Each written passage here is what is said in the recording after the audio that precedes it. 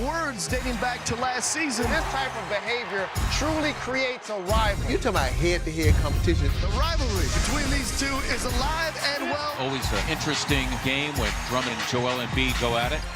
Andre down the lane, lays it up, lays it in. Embiid, can he torture him some more? Yes. Inside to Dre, hooks it off the glass. Drummond smiling and clapping. Drummond, a rebounding machine and a putback. Embiid taking Drummond, playing bully ball. Joel Embiid kind of renewed the rivalry with Andre Drummond. No disrespect, but he can't shoot. You can't really have a conversation with a man that can't play a back-to-back. Andre Drummond is bigger. He can get up under him. He's letting Joel Embiid feel the 280. Embiid came in with a plan. Setting up shop against Drummond. Wow. Use quickness, get him in foul trouble, and close the game up. All night long, Embiid was yelling, "You can't guard me at Drummond." I have no problem with the trash talking. On a lot of real estate in his hands. The stuff he does is not malicious. It's just fun. What about the flop, though? This could sort of sour people on Embiid if he continues these type of antics. He is taunting the crowd, taunting the Pistons. You can call me the James Harden of the bigs. I know how to draw fouls. I've been playing for 6 years. I've missed maybe 4 or 5 games. So when he can play a whole season without, taking a rest, he can come talk to me. Did you see this tweet? I own a lot of real estate in Andre's head. #bomb. After Drummond heard Embiid's post-game comments, he tweeted, "LOL, does he? If that's so, he wouldn't be so excited to have me off the floor. That man is fat, out of shape, and talks all day. I'm not worried about it." I wear a Sixers jersey on, and he wore a Pistons jersey on, so Sixers against Pistons. You looking forward to the battle? If he plays, you might need another rest day. You know what, I love that hype video, but unfortunately, we'll only see one of those bigs tonight. After playing 26 games this season, Joel Embiid will have his first DNP-rest. And it's unfortunate. Oh, but that's the walking double-double you see on your screen right now. Andre Drummond, he's seen 17 double-doubles so far this season, so you will have just one big, not two. And then there's Ben Simmons, rocking the headband as of late, him and Jimmy Butler changing their fashion when they're on the court. Will he get a triple-double tonight? We will see those two ballers tonight as the Sixers take on the Detroit Pistons. And we have a ginormous trade to report to you. Milwaukee, Henson. He is going to Cleveland, and Dellavedova is returning to Cleveland. Coming home. Griff, go ahead, sing the song. We've heard that one time before when a player makes his triumphant return to Cleveland. They say it's the prodigal son coming home. George Hill and Decker going to Milwaukee too, huh? Interesting deal. Game Time is on your screen, and now you're rocking with the best. Ro Parrish running point, and two legends next to me. No elevation needed for the spectacular Steve Smith champion. Oh, I appreciate that intro. Oh, of course. And, of course, the man who's 10 times out of 10 the smartest man in the room, David Griffin, entering as well. He thinks I'm in different rooms than I know. We're sitting in the makeup room. Yeah, we do wear makeup. Sorry to alert you. This breaking news. I'm just playing. But the tweet comes down. This trade comes out. Milwaukee, Cleveland. Griff, I'll start with you. What are your initial thoughts when you see this move? On the makeup room or no? On the actual trade. So I look at this as a good deal for both teams. They're both going to achieve what it is they're setting out to do. Cleveland looking to use next year's cap space to gain assets. They would be back in asset accumulation mode. We've done that before there. And they're brokering contracts that are very team friendly to do that. So by doing what they're doing and moving George Hill is only guaranteed $1 million on a $19 million number next year. So Milwaukee will be able to save almost $18 million in the transaction. And for a team that was where they were relative to the cap and the tax, this sets up being able to both pay their own guys, but maybe have a little bit of room to augment the group moving forward. So I think it is worth the picks they're giving up. Again, a lot of that depends on the pick protection and how it really shakes out. But Milwaukee has a window here that they're trying to capitalize on, and it makes a lot of sense for them to put themselves in position to do something to add to the group and keep the group together next year. And I totally agree, Griff. And Griff talked about all the financials for both teams, and I totally agree with him. And then on paper, he said it best. This window for the Milwaukee Bucks, you bring in a George Hill. I'm a Dellavedova fan, but you look at George Hill, what he brings to the table, and also Sam Decker playing alongside Giannis. you need shooters. And Sam Decker's a guy that can spread the court. George Hill's a veteran, been around just like Delly, but I think he shoots it a little bit better than Delly on a standstill. So I think Milwaukee achieved what they wanted, and this should be interesting how they fit in. And George Hill, I think, is going to be very interesting, his mindset, because he will be coming off the bench, in my opinion, I think. How will he take that, and will he accept his role? And I think Sam Decker's will be a great role for him. And how healthy is he, too? Yes. Because a healthy George Hill is a really, really good fit for what Milwaukee's doing, because he can both space the court and create a little bit off the dribble when he's right physically, and they really do need somebody else who can create some penetration. I mean, just looking at this trade on paper, it looks like both teams appear to come out victorious. I mean, do you agree or disagree so far? Yeah, I mean, I would think they do. A lot of it just depends on, again, the quality of the pick that you end up getting back, and that's all based on something that happens in the future. What I really like about it from Cleveland's perspective, and again, this is something that has been an ongoing theme there, when they're receiving the pick, they're putting it out further into the future, because what they're trying to do is bank on whether or not Giannis and Middleton and that group stay together in Milwaukee. If the pick isn't realized until after they leave, that's a potentially really good pick. So if Milwaukee isn't able to keep Giannis deep into the future, now you've got a much more valuable asset. So you just saw George Hill on the screen right there. Obviously, he won't be playing that. That footage was just taken moments ago. He probably got the news, so he's probably going to be exiting Cleveland. Still has on the team attire, though. Look nice. No one will ever mistreat a player more than I did Dion Waiters when we traded him. Dion was from Philly, born and raised, Philly's own. He's getting ready to walk onto the floor. He's already been announced as a starter. And we made the deal. Raja Bell, who was with us at the time as an assistant general manager, Raja had to go tell Dion he was not starting at home. Ouch. That's a tough one. So I don't ever get to judge any of these things ever. I have a few of mine, too. I had to share You have an airplane store. We'll talk about that. Yeah, I'm pretty sure you do.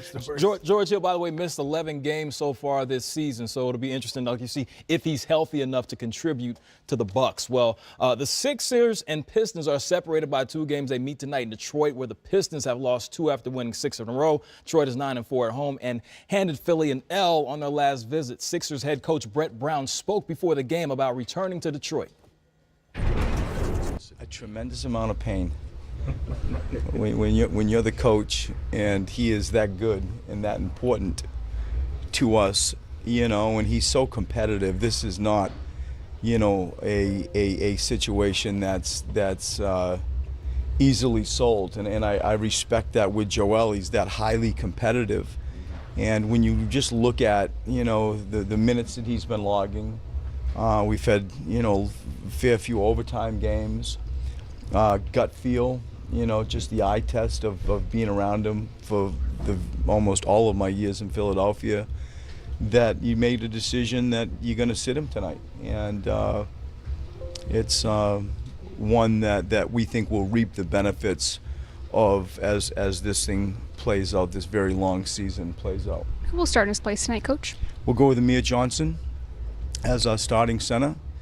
And, I think you'll see multiple people come into that 5 spot. We got Jonah Bolden's now available. Mike Muscala will have the ability to play there. Ben Simmons, if we decide to go small ball, can play there. But we will have people to sort of take up the slack without Joel. Is there a mindset you want the team to adopt without Joel tonight? I mean, it's sort of the same thing that happened to us when you wake up in the morning and you learn that Dario and Robert Covington weren't with us. And so you go to Memphis, and, I was proud of the group because this system, and we had a chance to win. We lost a close game down there, but the system prevailed more than anything. And so over our time together, you're proud to have built a way that we play offense and a way that we play defense. No matter who's in it, this is who we are and how we play. And I hope that holds true again tonight. I can understand the pain from it. Well, it takes some things away you talked about this morning as far as how we wanted to cover him. But with that said, you still have Jimmy Butler, Simmons, and J.J. Redick. You still have a plethora of other good, talented players on that team. So our thing is no letdown, and there's no reason we should even think about a letdown. The way they beat us at their place, and the way I thought we ended the game the other night. So we got to come in with some pride and some togetherness and chemistry on both ends of the floor. You talked to us this morning about how good they are at starting games. They lead the NBA in points in the opening quarter. How vital is it that you hang right there early on? Huge. Hang on. We got to come out with our guns ablaze in the first quarter. Defensively, getting back in transition, finding their shooters. They really try to push the ball down the floor. They have multiple guys who can start the break, end the break. We got to get to the three-point line.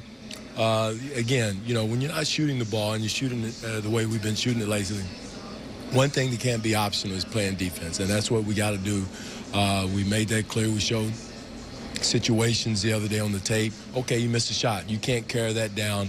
Let it zap your energy and not go play on the defensive end. So important to make sure we make a stamp on the defensive end and really execute, finish our cuts, run the floor, and make good decisions on the offensive end. Coach, thanks as always. Good luck tonight. Thank you so much. All right, trash talking a big part of today. So there right now you see the two head coaches speaking, and right now we have the minutes played leaders on the screen. Holiday, Durant, Thompson, and oh look, there's Joel Embiid. I could recall last season, minutes restrictions, no playing back-to-backs. Now all of a sudden he's amongst the league leaders. This is not something that I expected to see, but they've been a little bit careful in the past, but Griff, they've clearly changed this season with dealing with Embiid. Yeah, it's fascinating. He missed 51 games as a rookie. He missed 19 last year. For this to be the first game he's missed this year, given the minutes burden that they've put upon him, it's really sort of surprising to me, quite frankly. It says a lot about how good their medical staff really is and how well they've done keeping him in the right space physically. But this is something that you're going to see happen. It has to. With a guy this big that plays at that tempo on both sides of the ball, he's going to take time off. He has to. Just as a fan, I'm just disappointed. I wanted to see him and Andre Drummond, but you're totally right, Griff. And the histories he has with his injuries, you got to give him some rest. And if you're the Philadelphia 76ers, you get a chance to see what other guys are made of. Everything has been dominant going through Joel Embiid. I want to see Jimmy Butler, Ben Simmons, also Amir, how he can play as a starter if they need him in playoffs, because you need that entire roster when the playoff time comes. This kid, by the way, was as good as he was all year when Joel was out. They played at a much faster tempo, played with much more open court sort of mentality. This could be really good for them as well. You mentioned that last season, but of course, they had a lot more depth last season in comparison to what they have now. So like you said, Smitty, to your point, this is an opportunity to see what else they have on this roster, because honestly, a lot of us really don't know because we haven't seen it. Well, you made the trade into Jimmy Butler, but also, you start looking at the numbers and the players that contributed. Jared Bates was a guy that came in spot minutes, played, well and hard as a veteran. But then you have Covington and also Sarge, who played major minutes. And let's not forget, there's no Markelle Fultz. So you're missing four guys, and you added Jimmy Butler. It's going to, like we said, we want to see what the others can do right now. You spoke of Jimmy Butler right there, 9-6 before the trade. Since you see the record is a little bit better, but offensive rating, defensive rating, seems like everything has improved net rating overall. Just by the eye test, watching this team, the numbers can say what they do, but watching this team, do they appear to be better with Jimmy as an addition? Griff and Ro, the reason why I say why is sometimes you have these great players, but they're not as effective when they're playing without the basketball. And Jimmy's one of these players I look at as an elite player, an all-star, that can be just as effective without the basketball. And I think he's better without the basketball. And he's proven and gotten better over the years that he can make plays off the dribble. But I really love him in a slashing role, out there getting out in the break, just playing off guys. And with Ben Simmons, it's perfect because you have a superstar who wants to pass first, pass second. So I think that's great for Jimmy. Probably pass third too, Griff. Yeah, I mean, if we put you out there at the point with this group of guys and you're going to be defending a play late, Jimmy Butler makes them way more dangerous than they were beforehand. And that's a really meaningful thing as you head into the playoffs, because you can't game plan for a guy like Jimmy quite like you can the players they gave up. Right. And so it's going to put a lot more pressure on Joel and Ben to carry the team in the absence of a guy like Jimmy. So his real value, in my opinion, isn't going to be seen until we get deeper into the playoffs. Going to be interesting to see what happens with that team. I'm anxious to watch. And I just love Joel Embiid's transparency. Over the past couple of games, he has been playing 14 points per game, shooting 33%. And he's just said, listen, I'm trash. Been playing like trash right now. So you have to love a player that can realize that he's not playing well. But some team that is playing well is the Denver Nuggets. Remember 2013, it was a pretty good year. That was when the Harlem Shake was popping, Miley Cyrus was twerking, the Denver Nuggets. That was the last time they had a 7-game winning streak. Now, the team was constructed a little bit differently then compared to where it is now, but both versions had depth and were more than effective on both sides of the floor. Now, we look at this current edition of Denver Nuggets, the last 7 games. A lot of wins on the screen, of course, but there's some impressive teams that they've beaten. You look at the Thunder, who've been playing great over the last month and a half. The Lakers, the Raptors, the best team in the NBA according to record. When you see this, what does it tell you about Denver and the brand of basketball that they're playing this season?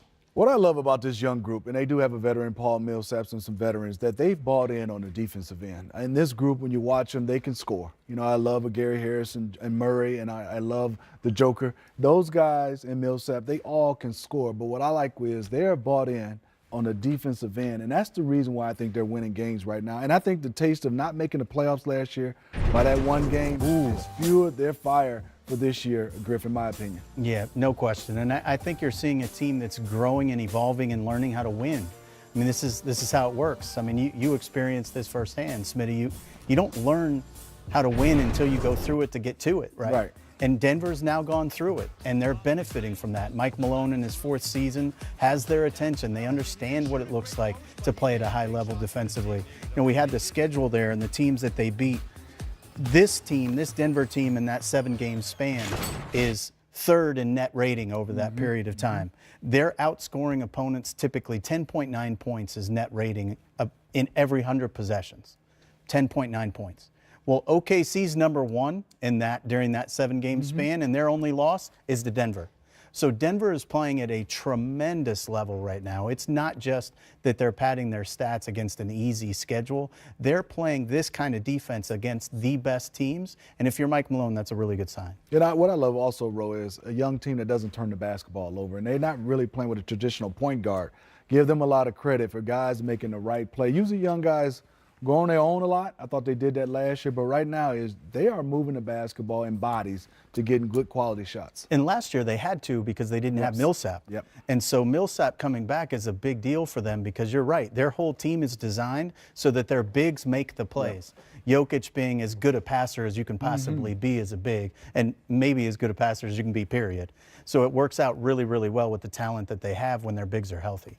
And, you know, we still haven't seen Isaiah Thomas yet. It's going to be interesting to see how he fits in with the system once he comes back. I know they've improved defensively, but we know at times Isaiah's been a defensive liability, so it'll be interesting to see if they continue the way they've been playing. They've been doing this without Will Barton as well, and that's a guy I think is a wild card for them on both sides. He can get hot, and defensively he gets after it. So we reported the trade earlier, so I'm just getting this news in and talk to me in my ear. The deal with the Cleveland Cavaliers and the Milwaukee Bucks, apparently there's a 3rd team that's been reported, and Sam Decker reportedly will be going to Washington. And so there's more teams involved. So we'll keep you updated as we get the information, but multiple reports saying that there is a 3rd team involved with the Bucks and Cavs trade. Is anybody in your ear they telling you where I'm going, Ro? I'm staying? I think you're staying. Okay, I think you're safe. I think you're safe. There's not going to be a Smitty getting on the plane and saying, wait, hold on, you got to get off the plane. I'm just making sure, Ro. You're hearing everything in your ear. Although you sound like a guy that's happened to before. Yeah, it has.